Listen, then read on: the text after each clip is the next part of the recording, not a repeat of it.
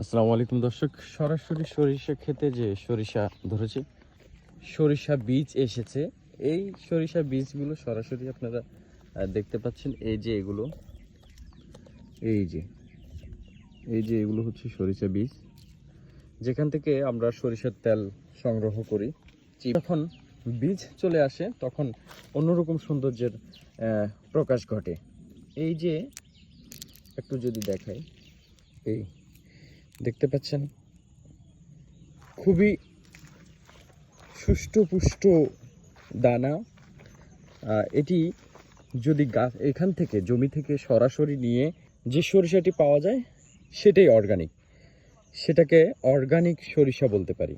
সরিষার তেল সংগ্রহ করতে হবে, তাহলে সরাসরি কৃষকের জমি থেকে সরিষা নিয়ে আপনি নিজে চিবিয়ে নিলে। এখন হচ্ছে সরিষা ক্ষেতের নমুনা এবং কি ভিডিও।